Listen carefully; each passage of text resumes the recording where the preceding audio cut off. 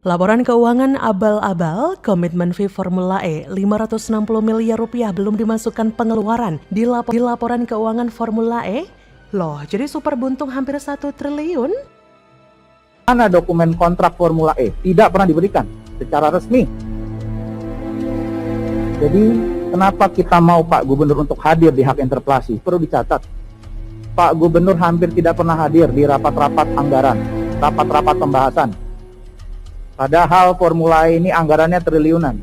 Jadi menurut kami sudah sepantasnya Pak Gubernur harus hadir untuk menjawab pertanyaan-pertanyaan kami. Bahkan pertanyaan kami di paripurna pun tidak pernah dijawab. Kami menanyakan, mana dokumen kontrak Formula E? Tidak pernah diberikan secara resmi.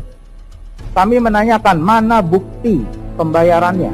Jangan-jangan nggak ditransfer ke tempat yang benar. Kami mau lihat itu. Makanya kami ajukan interpelasi.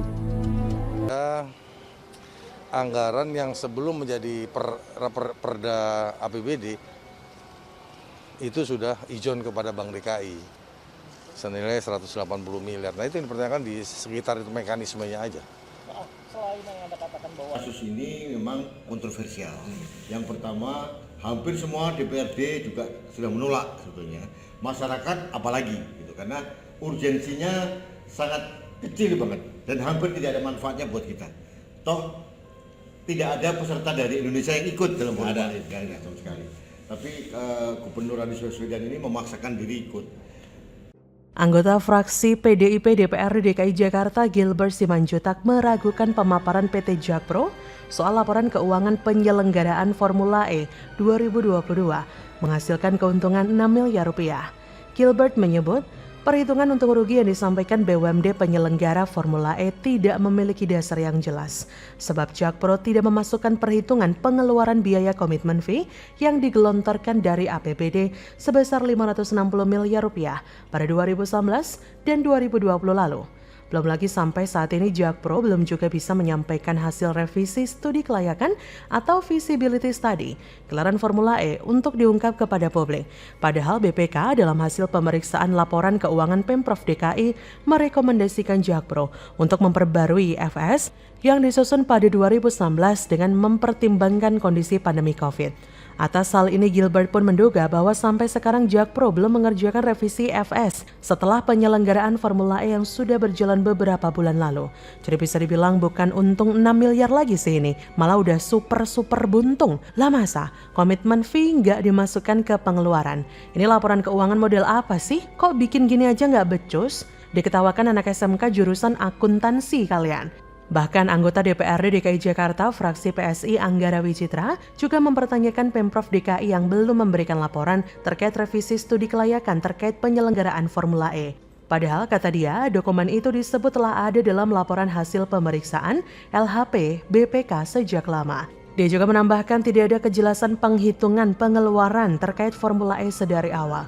Salah satunya yang paling disorot, fakta jika Jakpro harus membayar kekurangan komitmen fee sebesar 90,7 miliar untuk pelaksanaan 3 tahun. Padahal Jakpro dinilainya sempat menyatakan hasil renegosiasi terakhir untuk 3 tahun sebesar 560 miliar. Tidak hanya itu saja, saat pembangunan sirkuit dilakukan juga terjadi banyak perubahan yang menyertai. Ini bukan acara amatir loh. Jadi harus jelas semuanya.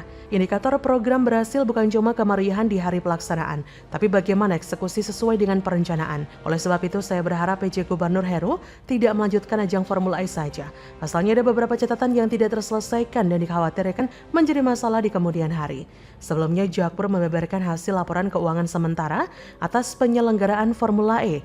Laporan ini disusun per 30 September 2022. Hal ini diungkapkan dalam rapat Banggar DPRD DKI yang membahas soal rancangan KUA PPAS APBD DKI tahun 2023. Awalnya Ketua DPRD DKI Prasetyo Edi mendesak Jakpro untuk buka-bukaan soal pendapatan yang diraup dalam penyelenggaraan Formula E. Lalu Direktur Bisnis PT Jakpro Gunung Kartiko membuka data mengenai laporan laba rugi proyek penugasan Formula E.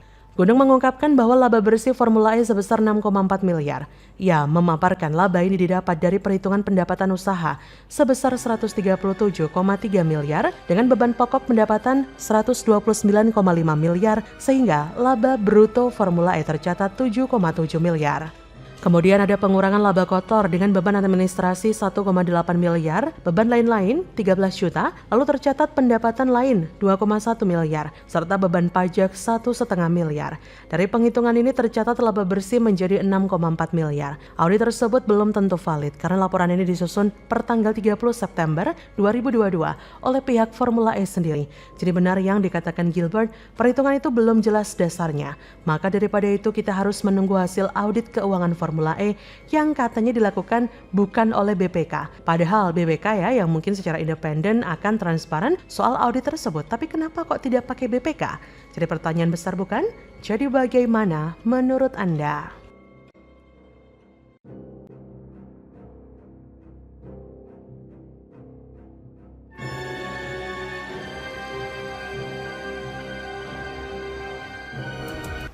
Tanggal 7 Oktober 2021, kita berkumpul di tempat ini.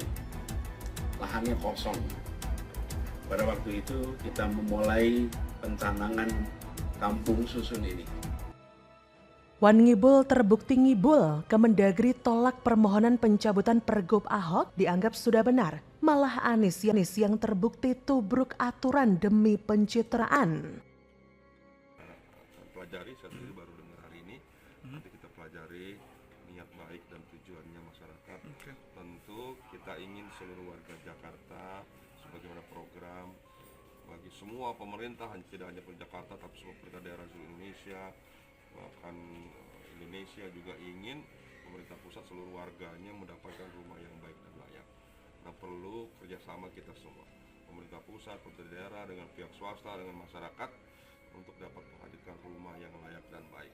Warga terdampak penggusuran, beberapa diantaranya sudah digusur, beberapa yang lain saat ini dalam ancaman penggusuran, dan juga puluhan organisasi masyarakat sipil di berbagai bidang yang juga turut mendukung tuntutan ini. Kenapa peraturan tersebut harus dicabut? Karena peraturan tersebut melegalkan penggusuran paksa yang tidak sesuai dengan standar hak asasi manusia. Di sana ada legalitas bahwa TNI, aparat yang tidak berwenang, itu dapat terlibat dalam penggusuran. Hal itu tentu melanggar Undang-Undang TNI. Kemendagri mengembalikan permohonan pencabutan Peraturan Gubernur DKI Jakarta nomor 207 tahun 2016 yang diajukan Pemprov DKI di era Gubernur Anies. Adapun pergub itu berisi tentang penertiban pemakaian atau penguasaan tanah tanpa izin. Kepala Pusat Penerangan Kemendagri, Beni Irwan mengatakan permohonan itu dikembalikan lantaran Pemprov DKI diminta untuk lebih dulu melakukan kajian terkait pencabutan pergub warisan Gubernur Ahok tersebut. Ia pun menyebut Pemprov DKI perlu menambahkan sejumlah materi atau peraturan dalam permohonan pencabutan pergub itu, seperti halnya peraturan penertiban, pemakaian atau penguasaan tanah tanpa izin yang berhak. Ia pun menyebut permohonan pencabutan pergub yang dulu digunakan Gubernur Ahok untuk melakukan penggusuran dikembalikan pada 14 Oktober 2022 lalu. Permohonan itu dikembalikan melalui surat yang diterbitkan Direktorat Jenderal Otonomi Daerah. Pengembalian permohonan itu secara telak menampar muka Anies yang memang berambisi mencabut pergub warisan Gubernur Ahok. Ini juga bisa diartikan jika Anies memang tak punya solusi alternatif untuk menggantikan penggusuran. Aslinya memang nggak bisa. Tak ada jalan lain. Bagi yang melanggar aturan memang harus direlokasi. Tapi bagi Anies itu memungkinkan dan rakyat diyakinkan hingga akhirnya ketahuan kalau itu tidak lebih dari sebuah pengibulan yang dibungkus dengan cerdas lewat untayan kata-kata yang menggugah hati. Adapun Pergub nomor 207 tahun 2016 itu berisi tentang penertiban pemakaian atau penguasaan tanah tanpa izin yang berhak. Sebagai informasi, Pergub 207 2016 itu dahulu kerap dijadikan landasan hukum bagi Ahok untuk melakukan penggusuran. Namun penggusuran itu dilakukan Ahok bukan tanpa alasan, Ferguson. Itu dilakukan Ahok agar Jakarta bebas dari bencana banjir, warga yang tinggal di bantaran sungai dan di tepi rel kereta bisa hidup lebih layak lagi karena sudah disediakan rusunawa oleh Ahok, dan agar juga Jakarta terlihat lebih rapi, tertata, dan bersih. Tapi kelompok masyarakat yang mengatasnamakan diri kelompok rakyat menolak penggusuran KRMP menggeruduk Balai Kota untuk meminta Anies segera mencabut pergub tersebut sebelum lengser. Pasalnya mereka khawatir pergub itu kembali dijadikan landasan hukum bagi pemimpin selanjutnya untuk melakukan penggusuran paksa. Anies beberapa kali memang menyinggung aksi penggusuran yang kerap dilakukan Basuki Cahayapurnama alias Ahok semasa menjabat sebagai orang nomor 1 di ibu kota. Bahkan Anies sampai mengumbar janji tidak akan melakukan penggusuran seperti yang dilakukan oleh Ahok. Anies pun juga memastikan era kelam di mana Pemprov DKI kerap melakukan penggusuran paksa akan segera berakhir. Tapi di akhir-akhir ia menjabat, Anies malah mengakui relokasi warga Untuk menunjang program-program pembangunan pemerintah memang tak bisa dihindarkan. Bahkan yang lebih aneh, ia menyetujui penggusuran tapi tak setuju menggunakan cara-cara kekerasan untuk menggusur warga. Yang walaupun sebenarnya bukan kekerasan juga, karena memang bukan hak mereka. Anies memang tidak malu menelan ludah sendiri. Ngomongnya keberpihakan, tapi faktanya banyak yang berbeda. Soal penggusuran jauh mending gubernur yang dulu, yang jujur apa adanya, tidak beri janji surga, mengikuti aturan, yang terkena dampak langsung dipindahkan ke rusun, meskipun banyak yang ilegal. Rusunnya banyak, tapi sekarang janjinya rumah terjangkau, tapi nggak terrealisasi. Entahlah, Anies ini memang banyak omong dan pintar bikin drama yang mempersulit warganya. Pada akhirnya rakyat telah yang dipermainkan oleh janji manis Anies, bahkan bisa disebut ditipu habis-habisan demi menjadi seorang gubernur. Memang Pergub ini tidak boleh dicabut karena berguna untuk mengambil alih aset negara yang ditempati secara ilegal. Tapi Anies dari awal sudah bikin kontroversi demi ambisi politiknya. Jadi bagaimana menurut Anda?